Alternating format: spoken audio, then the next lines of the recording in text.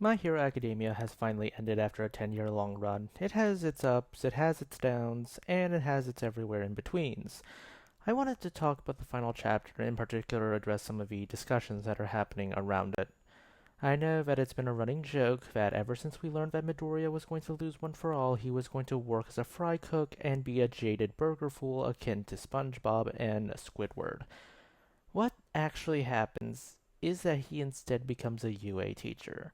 Many fans have been trying to draw some kind of equivalence between being a teacher and being a fry cook. I say these comparisons are idiotic. Fast food is an hourly job in America, and I think Japan as well. I'm going to be focusing mostly on America, mainly because, well, I see these conversations happening in the Anglophone world.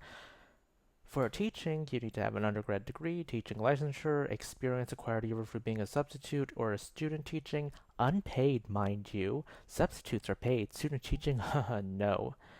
Although the regulations vary from state to state and organization to organization, I don't know how they teach in Japan, but I still think it's not too different. A lot goes into teaching, more than you expect. Teachers are also salaried professionals.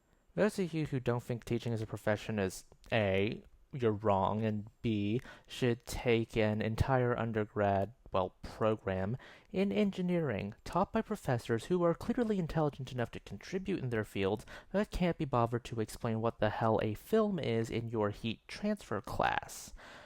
Yes, just because you have content knowledge does not mean you are qualified to teach. Teaching is its own set of skills. The cheaper alternative is to be a biology teacher for a quarter and then teach about cells and cell intake and output, such as phagocytosis. What is phagocytosis?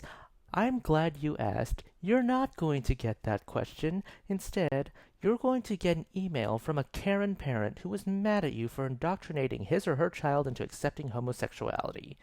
And then you'll get a second Karen, and you're going to be told that you're using homophobic slurs against her child. Or you're going to get a third Karen who will appear and start denying germ theory because apparently she read it on Facebook during their pandemic. Okay, maybe I'm getting too much into this mainly because I am a teacher. Frankly, Deku is going to have an easier time being a teacher than me, mainly because he works at the number one hero school in Japan, and I work in a high school. Let's talk about the other issues besides the whole teaching profession thing. The shipping.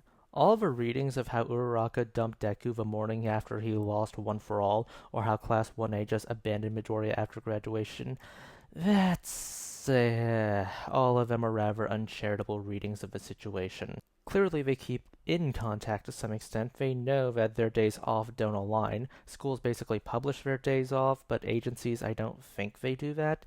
Basically, no ships came true. Sorry, Izuocha, Todo Deku, and Baku Deku shippers. But no, Deku was not abandoned by his friends. But if you like grasping at straws, Eri and Kota are a thing. And finally, we see Deku gets a really expensive Iron Man style suit that will allow him to be a hero. It's been 8 years since the defeat of All for One, and how many years after the fading of the One for All embers. The final shot is of Class 1A now as adults heading to rescue people from a landslide. So, where do I stand on this ending as a whole? The ending works best when you consider the thematic aspects of My Hero Academia. A running theme about One for All is that it's a sacred torch meant to be passed down from one person to another. The series starts out with All Might being the symbol of peace, a hero who did everything for everyone. He falls, everything else fell. This series ends with everyone doing something for one person. I think this is great. His power doesn't come from one person anymore, or a legacy of people, it comes from a collaborative effort. We do see how society has changed and has been transformed. The court counseling system has been overhauled, heteromorphic citizens now have better lives, Gentle Criminal and La Brava got married apparently because she has wedding bands on her fingers. People other than heroes are getting more recognition by the public eye. Society has been transformed. Where this ending fails is ultimately a matter of the character work.